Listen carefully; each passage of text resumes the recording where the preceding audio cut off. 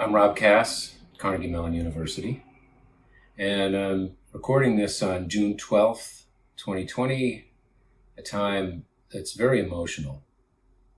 It's a time of reckoning and conversation. And the lecture I want to give is, I think, really on an important topic.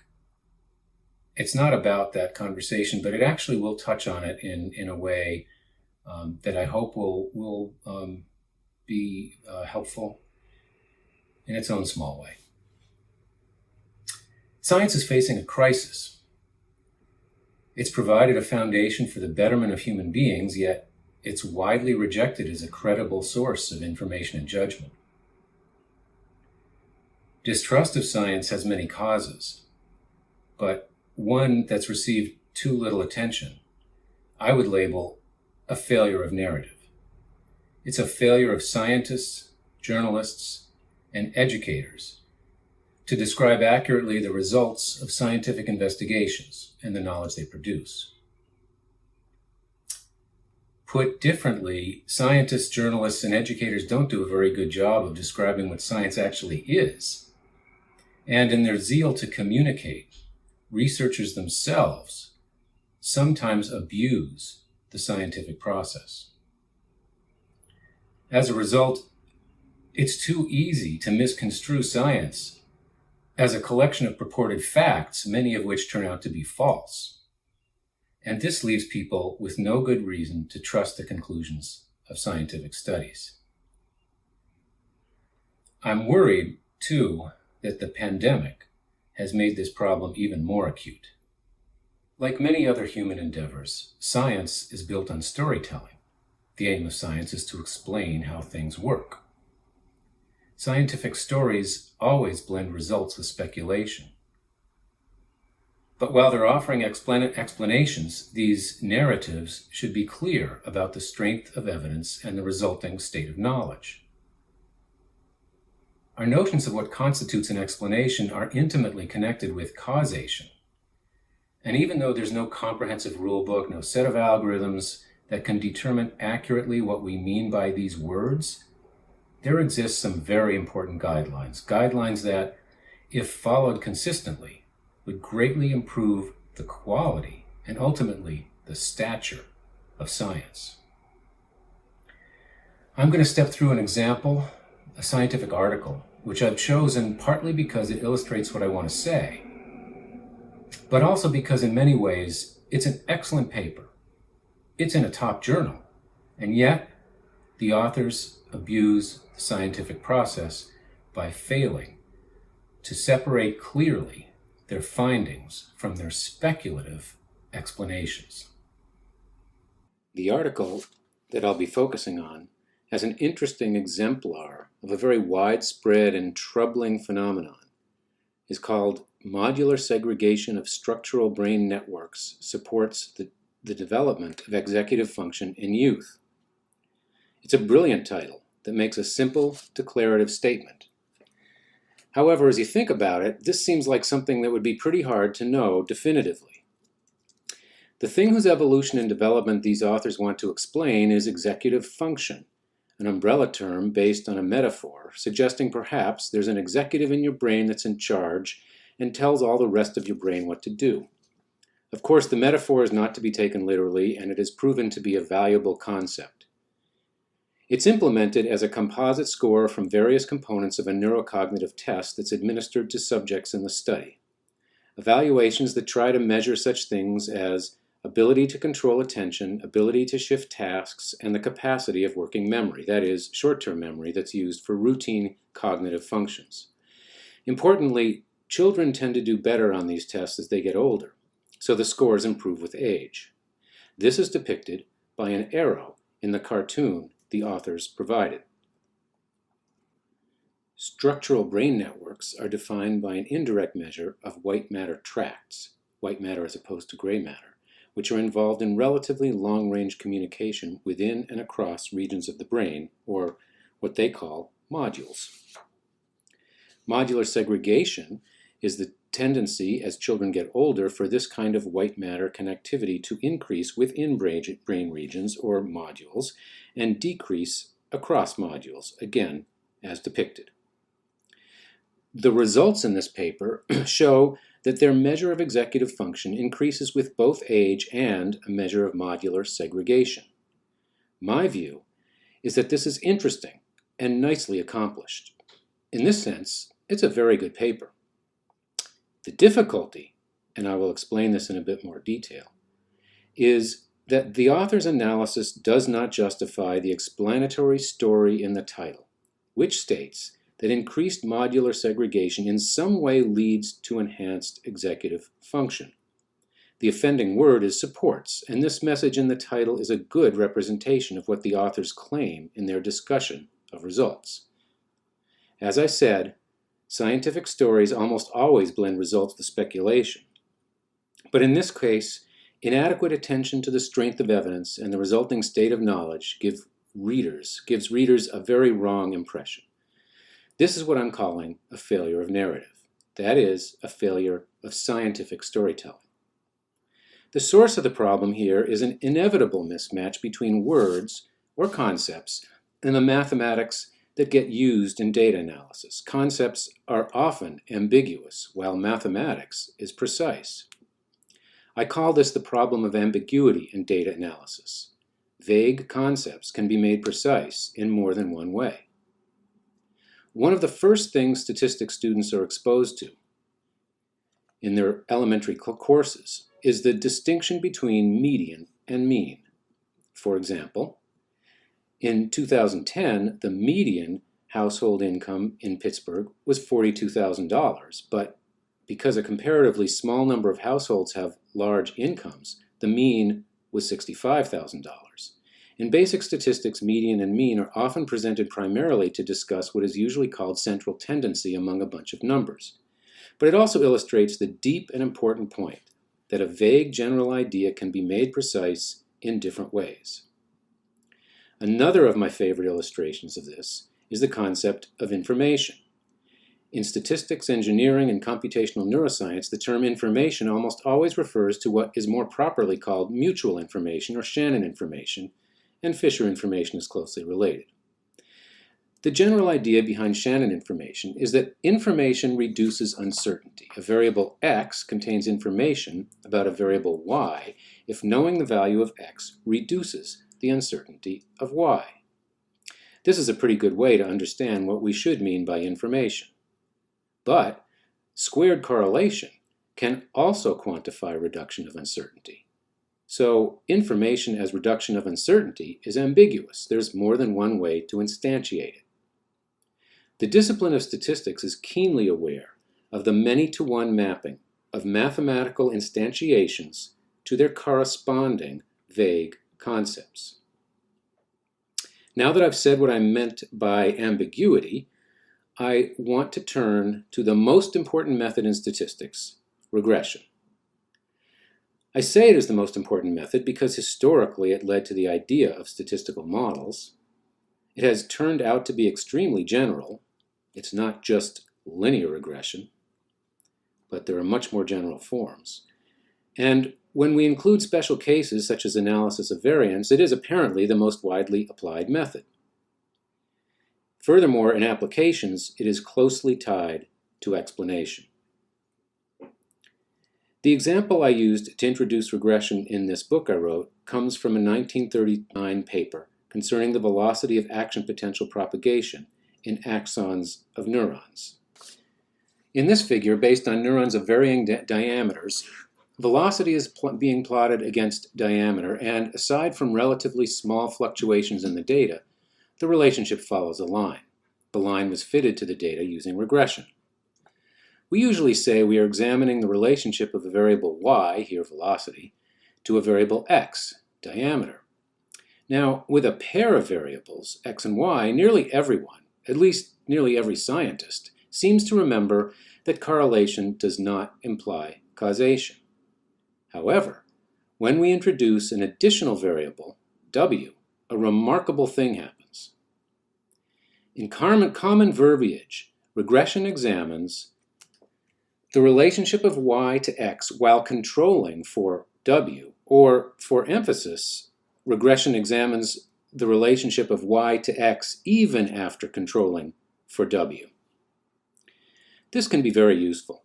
There must be thousands of interesting scientific applications of regression where the relationship of one variable to another is examined while controlling for a third variable or for many additional variables. But it is treacherous, and it is at the heart of the difficulties with this paper. Those authors used something called mediation analysis, which is a nice method of interpreting multiple regression results, but it assumes a causal relationship. Glossing over that detail, effectively the authors were saying that executive function increases with modular segregation even after controlling for age. And here, the causal explanation argument clearly breaks down, in part because of the problem of ambiguity. Controlling for age is not the same thing as controlling for the stage of a child's development. Not every child follows the same developmental trajectory across time. And other features of brain development, such as synaptic reconfiguration and changes in vasculature and other supporting structure, could contribute substantially to improvement of executive function. The weakness of the explanatory argument that modular segregation supports executive function results from ambiguity in the concept of development. Features of development that track age imperfectly, in statistical parlance, become confounders for modular segregation. That is, they are unmeasured variables that might better explain in a causal sense improvement in executive function, and simple examples show that even a seemingly small ambiguity can invalidate an explanatory argument. By the way, I should add that it is very difficult to think of any instrumental variable approach that might alleviate the problem in this type of data. The author's analysis didn't provide evidence for the strong statement in their title because it couldn't. It's easy to reimagine measured variables as perfect representations of ambiguous concepts, and this seems to lull investigators into forgetting the distinction between correlation and causality. This kind of ambiguity is an insidious, pernicious, and common difficulty in regression analysis. Let me add, in light of the important social discussions going on in the United States and in other parts of the world, that applications involving socioeconomic status, or SES, are especially troublesome. SES is defined differently in different studies, but it is generally a composite variable based on things that are supposed to measure socioeconomic status, such as income, educational attainment, and occupational status. Ambiguity is always lurking in regression analyses using SES. For example, it could be that family wealth is determinative of an outcome in some way, but that is rarely measured. When I searched for even after controlling for socioeconomic status, I found the following, and these are quotes: students with high fitness scored significantly better on math and social studies tests compared with less fit students, even after controlling for SES. Even after controlling for SES, students wearing more formal clothing showed stronger inclinations toward abstract processing. And once students begin school, the black-white test score gap grows, even after controlling for SES. We should regard all of these statements with skepticism, and really we should call them out for what they represent. The obvious implications of such results, which rest on unfounded assumptions, may not only confuse us about the underlying reality, they may also deepen some of the social problems we are facing. This is basic statistics, and returning to my high-level concern about the nature of science, I now want to assert that a contemporary understanding of the scientific method must explicitly incorporate statistical thinking. The discipline of statistics is not simply a repository of tools and techniques. It also provides a conceptual foundation for scientific investigation, and it thereby constrains narratives. Here's a figure from a 2011 paper. where I attempted to describe the dominant contemporary philosophy of statistics. The only thing that was original about my argument in the paper was supposed to be that no one had previously bothered to write it out. Other statisticians may have minor quibbles with it, or refinements of what I said in that paper, but no statistician yet has told me that I got it all wrong. Also, more recently, the Johns Hopkins statistician Brian Caffo posted a short YouTube video about my paper in which he agreed with me that all statisticians involved with scientific applications think like this. The figure distinguishes what I've labeled the real world from something I've labeled the theoretical world. Arrows indicate connections. The first point is that theory is different than but connected with data which reside in the real world. The second point is that statistical models are like and connected with scientific models. Both reside in the theoretical world. The third point is that conclusions straddle the real and theoretical worlds because they are based on data, but are most often about models or theories. Because they are so important in this scheme, I want to say a few words about models, which returns me to where I started. Scientific narratives try to explain.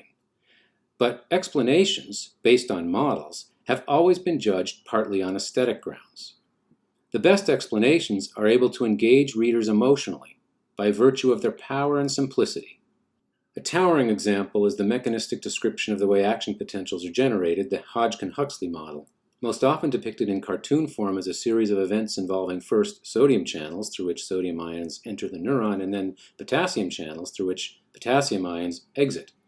The more complete description involves a set of coupled differential equations, and its success is truly amazing. I like to say that among Nobel Prize-winning research accomplishments, this is one of the really good ones.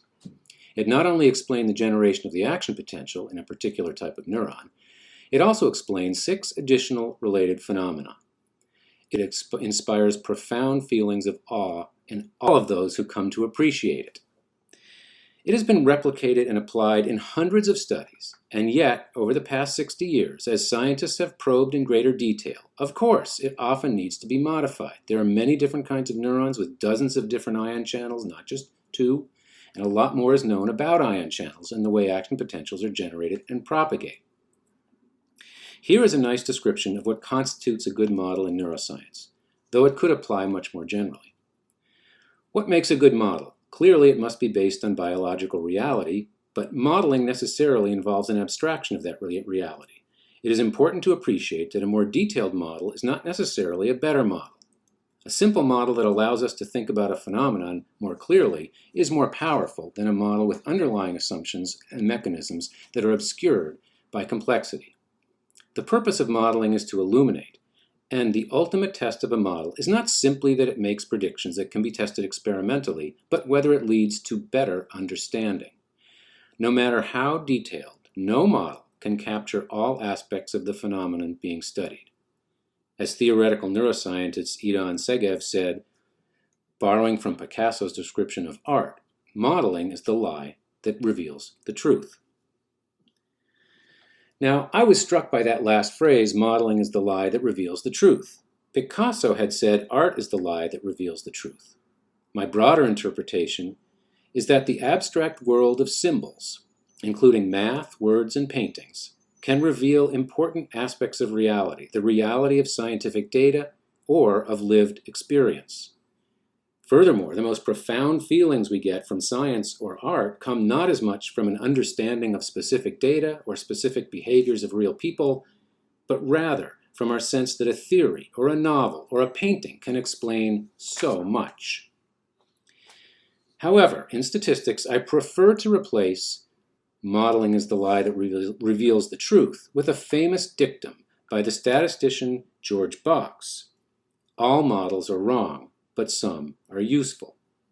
I've labeled this the quintessential statistical attitude.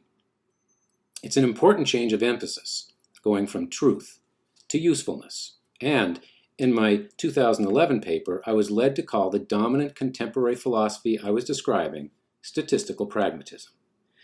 The essential idea is to say models live in the theoretical world and to move from true to useful. But when you think about it, a problem arises because I have separated the real and theoretical worlds. So it may now appear that models or theories living as they do in the so-called theoretical world are no longer claims about the real world, and we have given up truth in science. So why should we believe in science?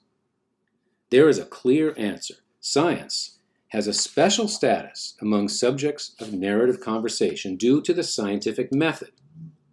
My point, though, here is that we need to replace the outdated description of scientific method, which is often labeled hypothetico-deductive.